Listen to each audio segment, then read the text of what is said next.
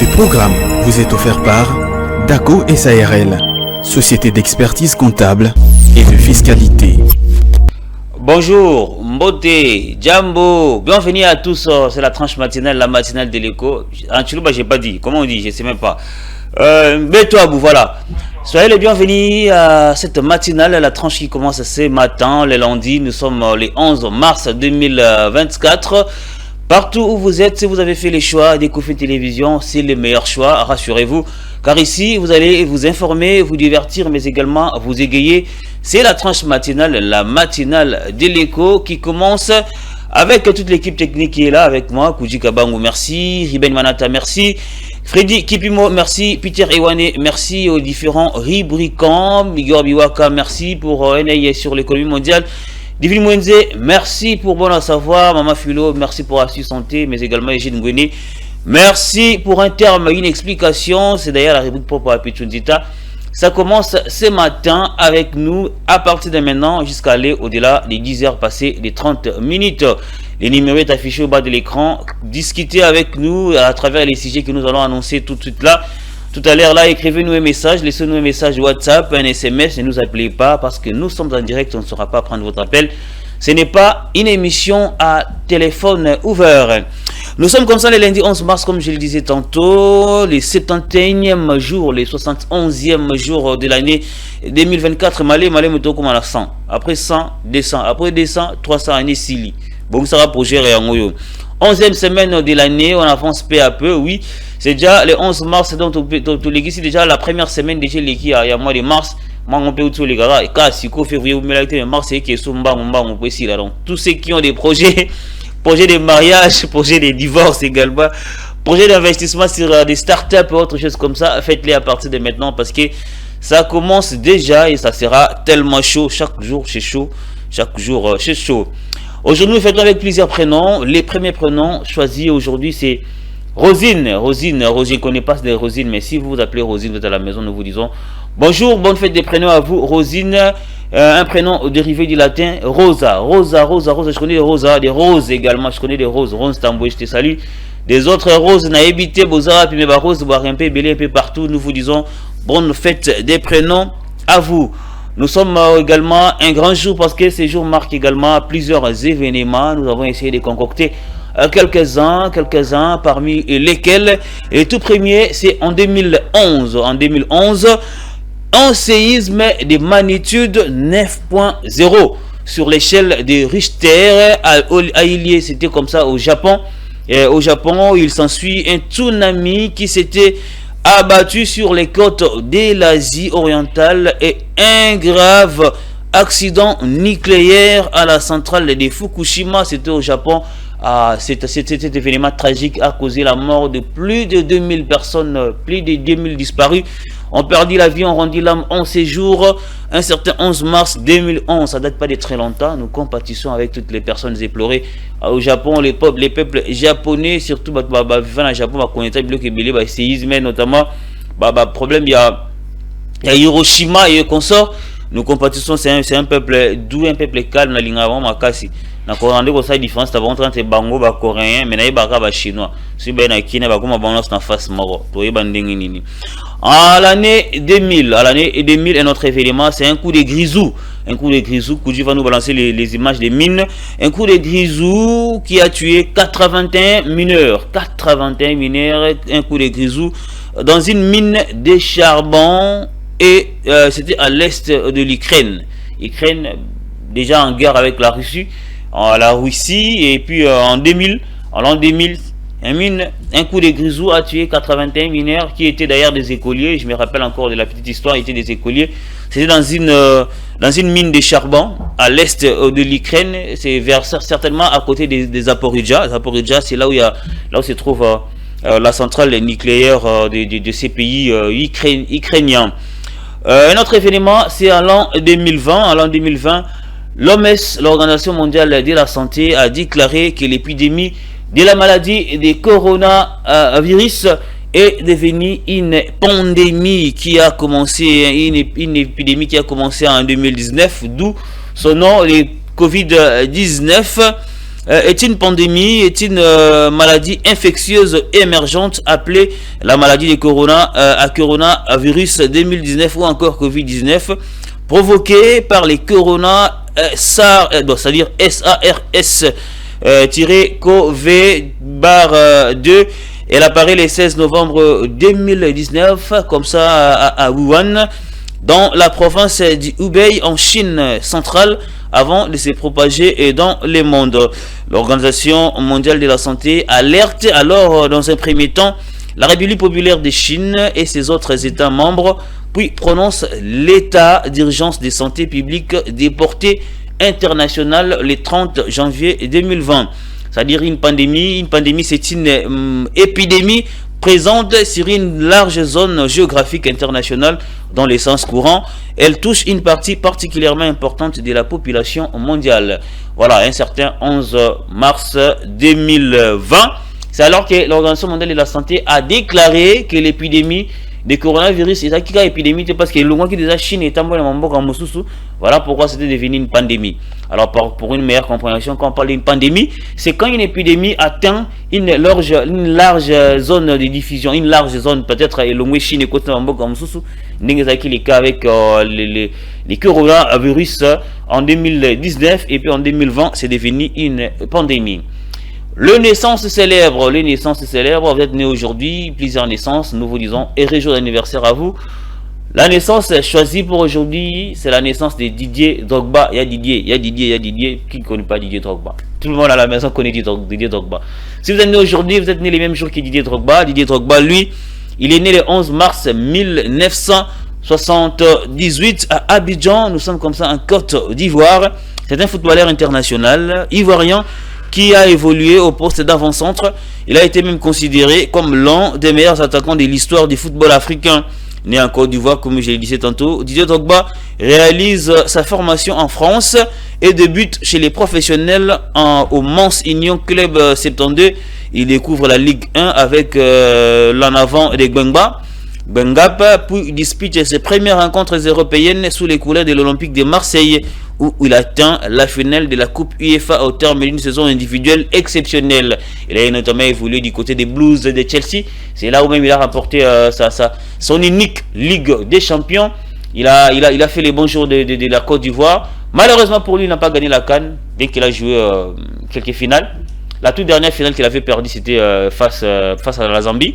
Et c'était, je crois, en 2012, pardon. Et il n'a plus voulu rejouer avec la Côte d'Ivoire. Et dommage pour lui, juste parce que quand il est parti après, l'année qui a suivi, c'est l'année où la Côte d'Ivoire a gagné la coupe, la précédente Coupe d'Afrique.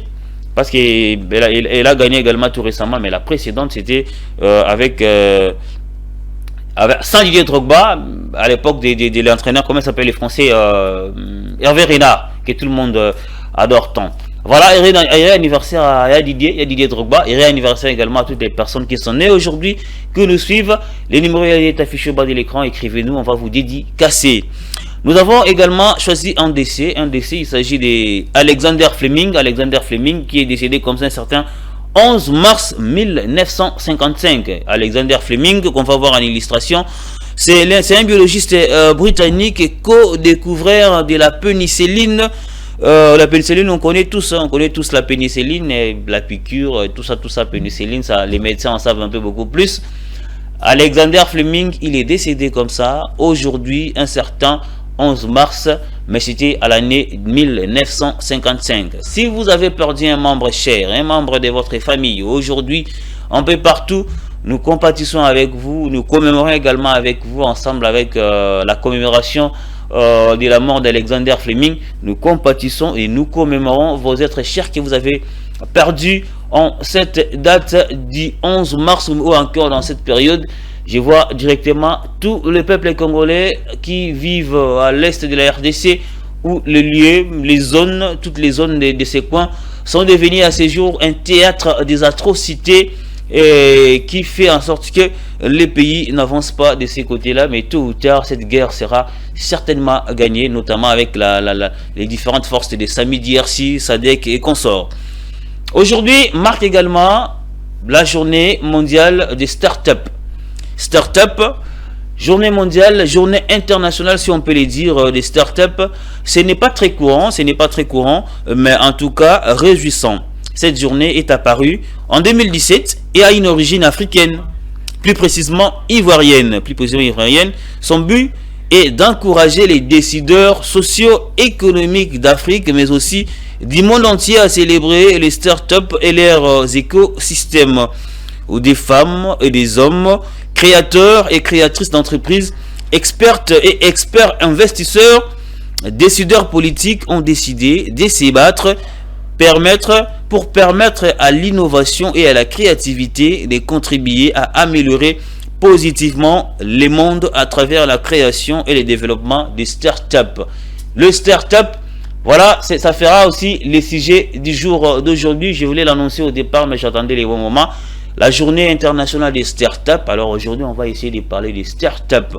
C'est quoi les startups? Comment ça évolue? Qu'est-ce qu'il en faut? Startup, on a peut-être au cas combo, mais qu'en est-il? C'est la journée mondiale. Et si vous avez des startups, vous évoluez dans ça. On va vous dédicacer, c'est la journée mondiale, la journée internationale. Si vous voulez être dédicacé, alors faites le choix de nous écrire un message ou bien un SMS, un message WhatsApp à travers les numéros qui est affiché au bas de l'écran, les 081 49 41 060, c'est Ecofin Télévision. Aujourd'hui marque également la journée mondiale de la plomberie. Moi je connais un qui ne respecte jamais les temps, qui ne respecte jamais les rendez-vous. Je vais voir si ton nom à la télévision. Nos frères plombiers, c'est la journée mondiale de la plomberie. À votre avis, vrai ou fausse? Journée mondiale, on ne sait pas, mais oui, c'est vrai, c'est la journée mondiale de la plomberie. Koudjikabang ou les images.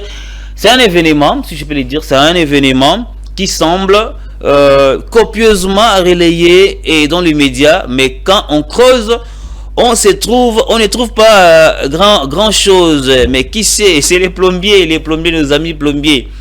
Mais encore, un site qui se revendique comme étant les magazines des pros de plomberie, la plomberie du chauffage et de la climatisation, affirme sans sourciller que la journée mondiale de la plomberie a été créée en 2010 à l'initiative du Conseil mondial de la plomberie. Le hic, c'est que quand on cherche des infos sur ces fameux conseils, on trouve bien peu de choses. Peu de choses. La question mérite donc d'être posée. Cette journée existe-t-elle vraiment? En tout cas, si vous en savez quelque chose, eh bien, si vous avez un problème avec votre tuyau, vous avez un problème avec votre robinet à la maison, autre chose comme ça, en tout cas, faites appel aux plombiers. Même s'ils ne respectent jamais les temps et les rendez-vous. Mais quand vous avez de l'argent, ils vont venir faire votre travail. Merci. La journée mondiale des plombiers. J'ai dit bonne fête à tous les plombiers du monde entier. Vous êtes un peu partout. Dernièrement, il y aura un Mingi. Je ne sais pas son nom. Bon, ça va robinet. Bonne fête à toi, cher ami plombier, si tu regardes Ecofin Télévision ce matin. On rentre à la régie Koudjikabang. On va rester avec toi. Ça sera pour prendre la page publicitaire. Avant de prendre la rediffusion de la rétrospective de la semaine. Et c'était avec moi. On se retrouve tout juste après.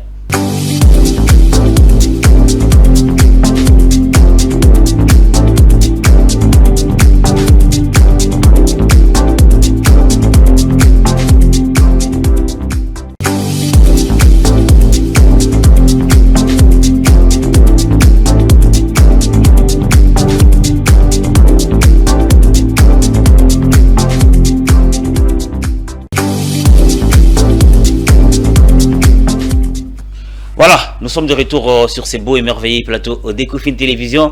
La tranche matinale, la matinale de l'écho, la deuxième partie.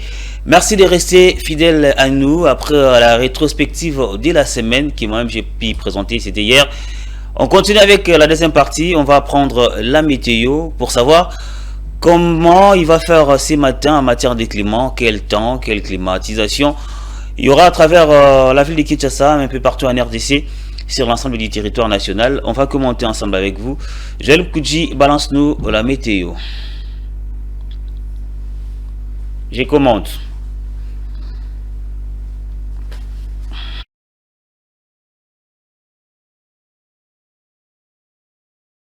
Prévision du lundi 11 mars 2024.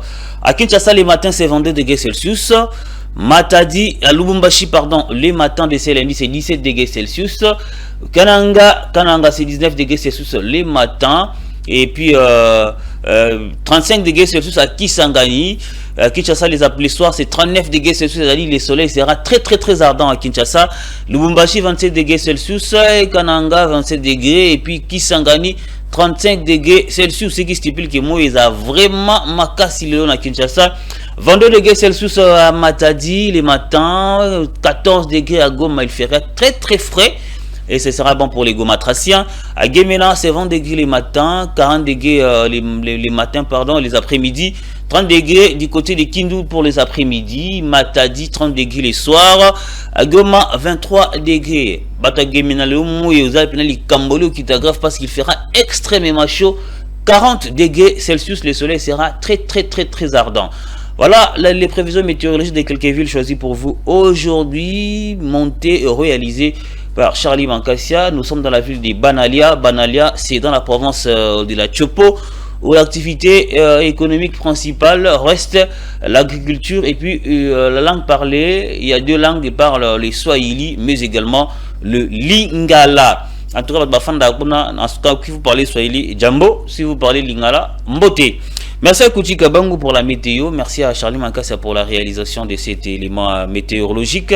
On reste avec Kouchi Kabangu. Ça sera pour prendre les tableaux des cours d'échange pour savoir à combien de dollars américains s'échangent. Bamba, baya, non, c'est Kofin Bochanzi, bala, on a bâton, bala, je sais, non, on solo. Kouchi Kabangu continue de balancer les tableaux.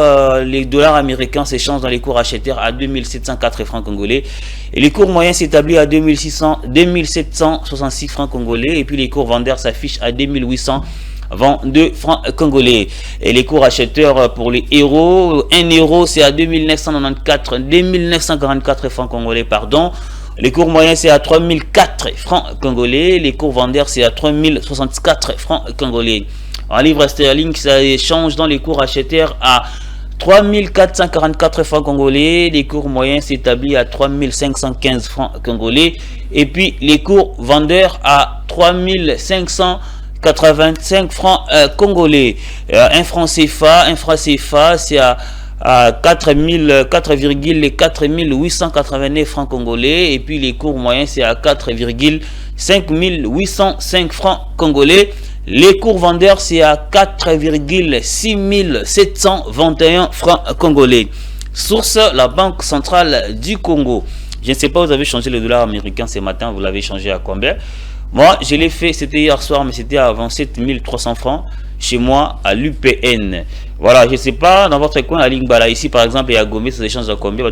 Moi, tout le parce que nos frères cambistes, ça a tout parallèle, un peu, comme ils le veulent bien, même si on ne peut rien les dire, mais on va quand même les faire. Kouchi Kabang, on reste avec toi. Cette fois-ci, tu nous balances la transition pour un œil sur l'économie mondiale. On voyage et puis on laisse ici les propriétaires, les rubriquants Igor Biwaka. On prend l'avion, on te laisse, mais on voyage parce que tu nous as permis, tu nous as payé les moyens. On voyage avec Kouchi Kabang.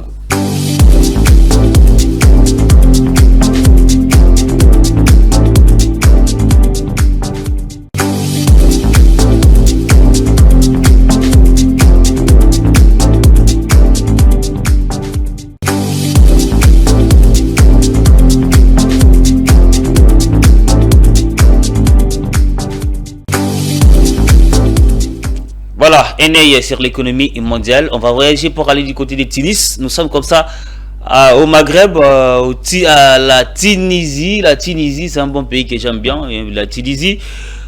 Les gouvernements s'engagent à booster les taux d'investissement. En Tunisie, le Conseil supérieur de l'investissement a adopté en fin de semaine dernière une panoplie de mesures visant la consolidation des projets d'investissement dans le pays. Ces mesures interviennent dans un contexte marqué par une baisse de 2,25% de l'investissement au début de l'année 2024. En 2023, les taux d'investissement étaient de l'ordre de 16,5%.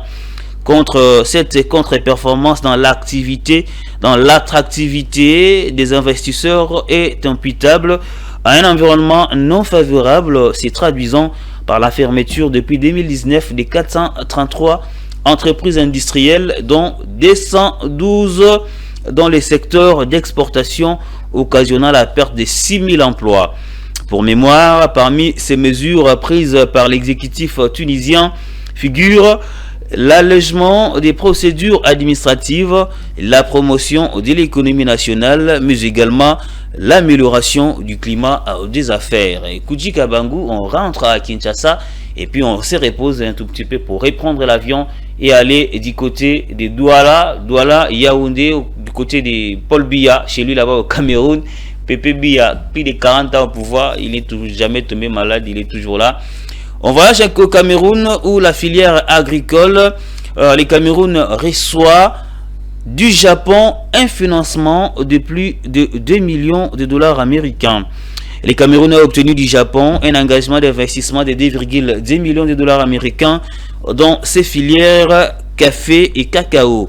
Les projets prévus pour durer 3 ans appuiera la chaîne de valeur café et cacao au moyen des technologies et renforcera les capacités des exploitants pour accroître leur productivité et leur compétitivité tout en rehaussant la qualité des produits et en optimisant les processus de mise sur le marché. L'objectif affiché est de renforcer la compétitivité du cacao ou du café camerounais sur les marchés mondiaux. A noter que ces financements japonais arrivent dans un contexte où le Cameroun cherche activement à faire redécoller les filières concernées. Merci à Igor Biwaka, merci à Kouji Kabangu, merci également à Peter Ewane pour les images et pour la rubrique pour tout. On rentre à Kinshasa. On va recevoir la toute première rubricante. Ça sera pour parler de la santé, Astu Santé. C'est tout de suite après la page publicitaire. On va recevoir Philo Chiloba.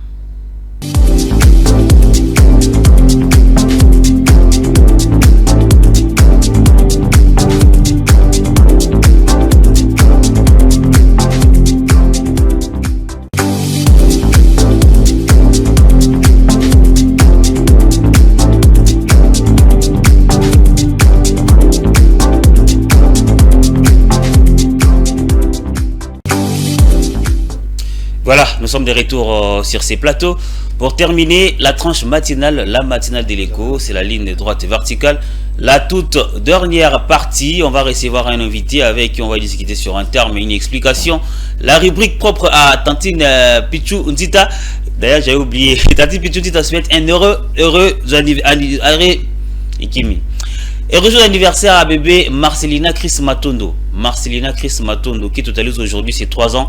Et heureux anniversaire à toi, c'est de la part de Pichou Denise Mbumbandita. En tout cas, Nzamba Pambola, ça a collé sur la lumière et intelligence. Et puis, oui, moi, est belé. Le bon Nzamba est sérieux. Tant que Pichou a eu le à promettre, rien à pourquoi.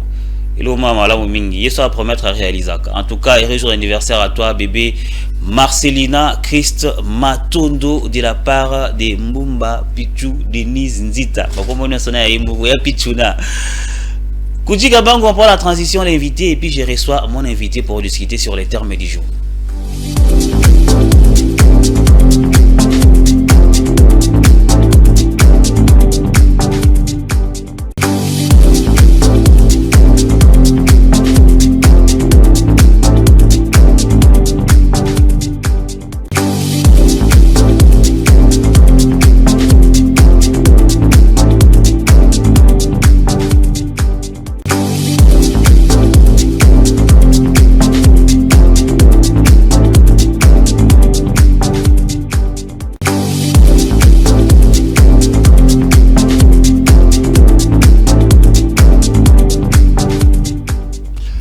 Économiste, enseignant aux universités, aux universités, comprenez bien, consultant dans l'entreprise Ebélé, Moutambongo, Égide Ngwene, bienvenue et bonjour. Bonjour monsieur Milaï, je peux rectifier pas Moutambongo. Économiste, oui, enseignant et consultant. Oui. Mais pas Moutambongo, j'ai rectifié un peu. Bonjour cher ami. Et vous avez au moins la bon à carburant, non? C'est ça l'argent. Ah. Est-ce qu'on a un bon à transporter? Ah bon. Faut comme c'est la grandeur de Dieu, la grandeur divine. Ok. Voilà.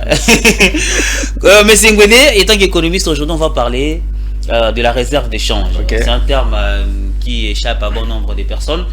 Mais avant de vous prendre et prendre vos explications, on va d'abord prendre les explications de la population. Question de savoir qu'est-ce qu'est la population, que pense le peuple sur ce qui est les termes réserve d'échange. Alors j'aimerais pas l'expliquer avec des gros termes économiques, macroéconomiques, j'aimerais être simple. La réserve d'échange est l'épargne d'un pays en or ou en devises étrangères. Notre épargne à nous c'est en dollars généralement.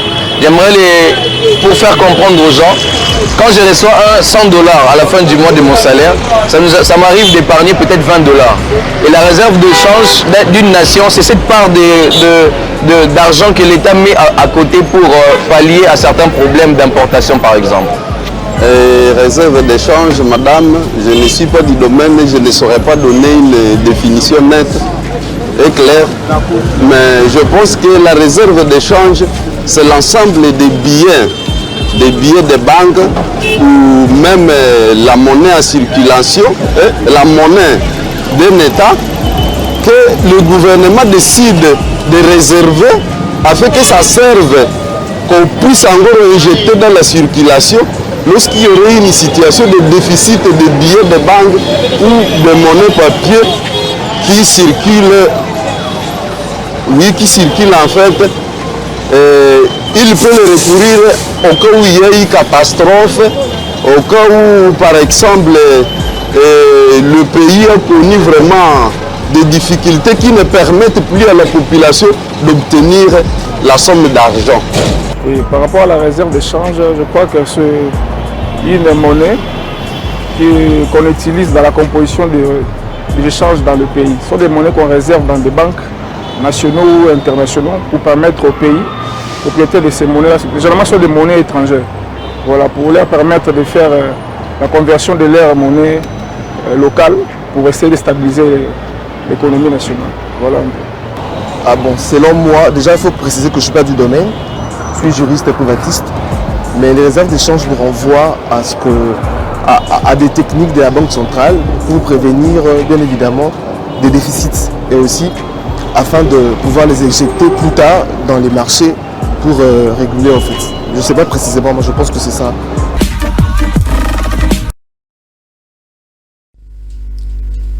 Voilà, en réserve d'échange, j'ai retenu plusieurs choses.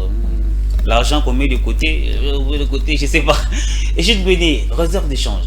Réserve d'échange, merci. Vous avez dit que vous avez retenu plusieurs choses. L'argent qu'on met de côté. Mais qui met de côté? L'État. C'est ce que... Mais comment l'État met ça de côté? C'est maintenant ce qu'on doit savoir. Ce qu'on doit savoir. Voilà.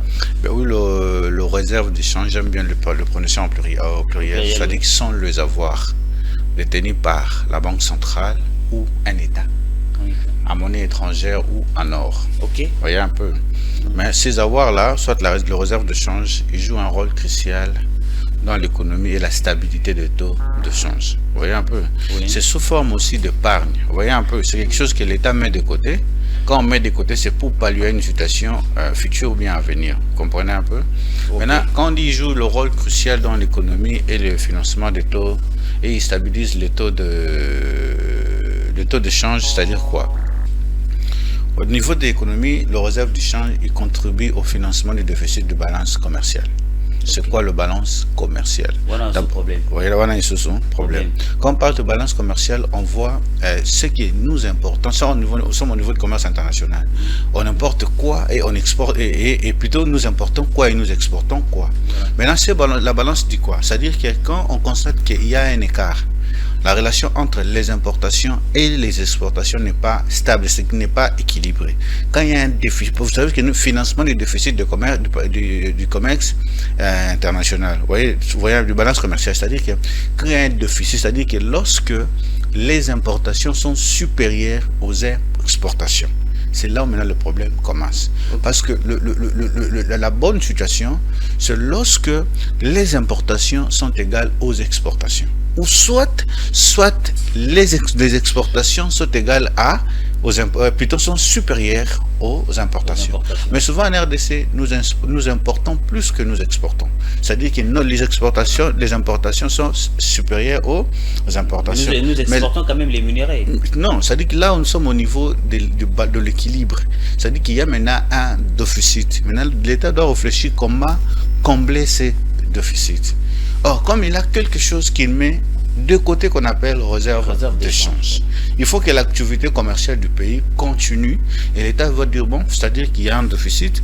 Moi quelque chose, l'État a bombaka na mbongo pour na activité commerciale ya mboka na bamboka musia bapa esa nini et salema.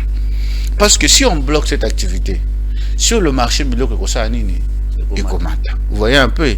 Et puis nabanda ku biloko ko lia pe ko sa nini et ko zanga. Ezaka en termes de biloko ko lia te, en termes de biloko et bélé. Ça c'est la première situation. Le deuxième rôle, le premier, c'est le deuxième rôle qu'il joue sur la stabilité des taux de change. Vous voyez un peu. Les taux de change, ça dit comment c'est que le taux de change en RDC n'est pas stable.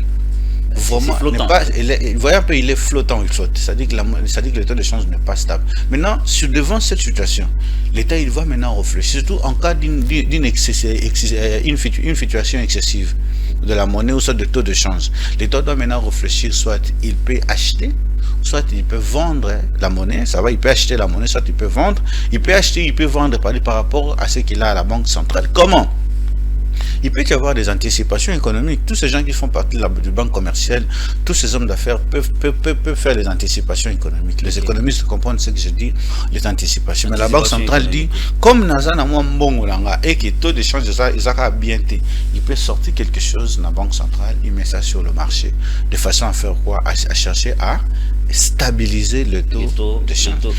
C'est-à-dire que ça, ce sont les différentes manières, les différentes politiques que l'autorité monétaire qui est la banque centrale, il essaie un peu de réfléchir, de mettre en place pour pallier à la situation. Est-ce que la réserve de change démontre aussi la capacité d'un pays à avoir une économie un peu élargie? Parce que je regarde un tableau ici, selon les FMI, je vois la Chine classée premier, mais les États-Unis a classé 47e.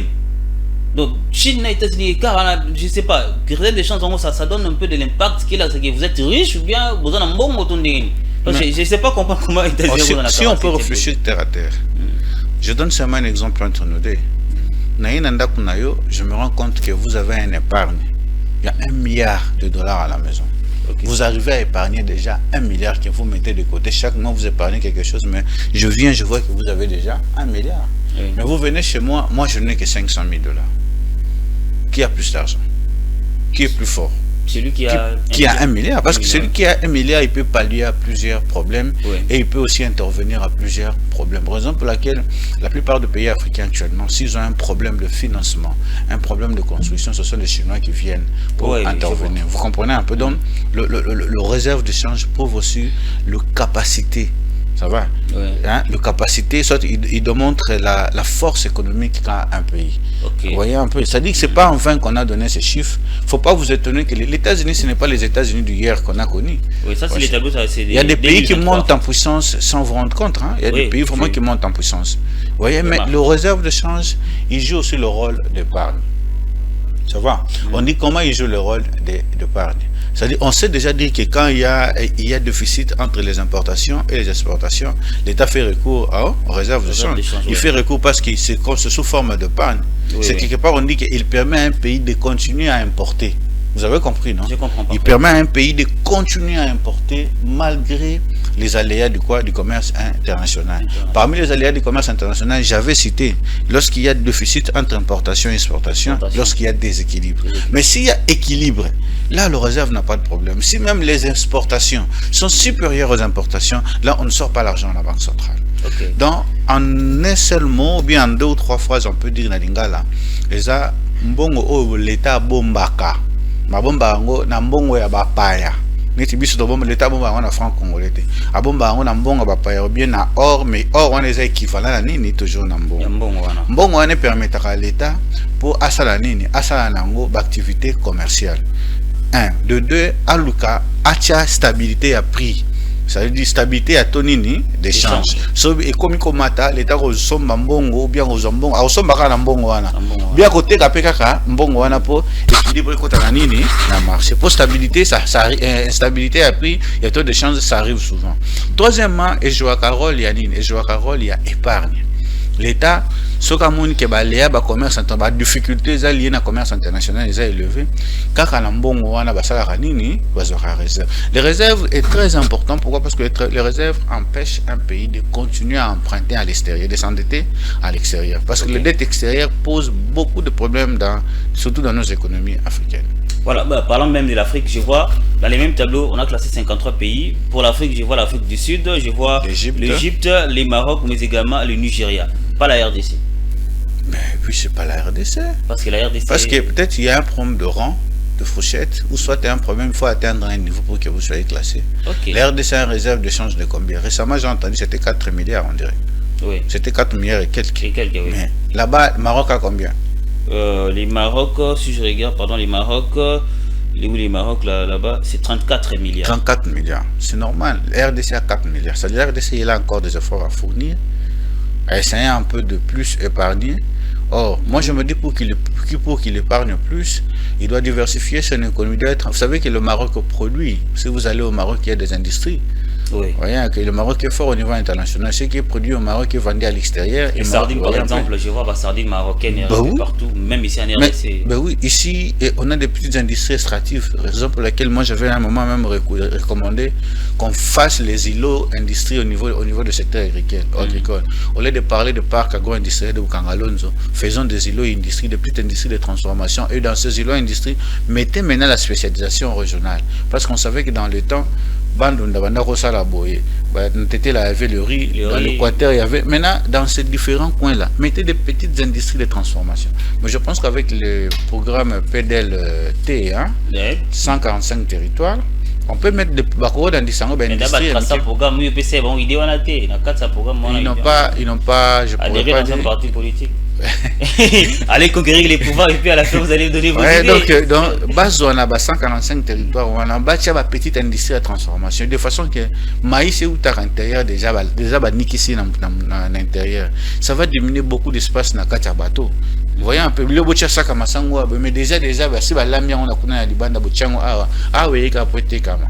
Ça c'est au moment que au moins moi en tout cas, merci beaucoup, merci Égide Mbene, merci pour votre temps. C'est pas le mois de l'homme, on appelle ça bonne fête des hommes, c'est le mois de la femme. Mais la femme ne peut pas fêter celle aussi. Hein. En tout cas, bonne fête à maman. Bonne fête à maman aussi, parce que vous n'êtes pas sûr. Vous n'êtes pas seul pour plutôt. Bonne fête à maman. Bonne fête à maman aussi. Voilà, en tout cas, merci beaucoup, passez une très bonne journée. Merci. Voilà, nous sommes arrivés à la fin de votre tranche, de votre tranche matinale, la matinale de l'écho.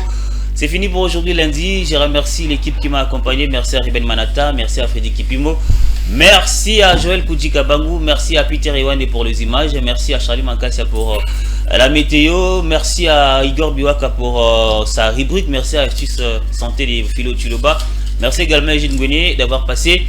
Le rendez-vous est pris demain avec Osé et Kabamba. D'ici là, portez-vous bien et surtout, restez là sur la bonne continuité de notre programme à Ecofin Télévision. Ciao.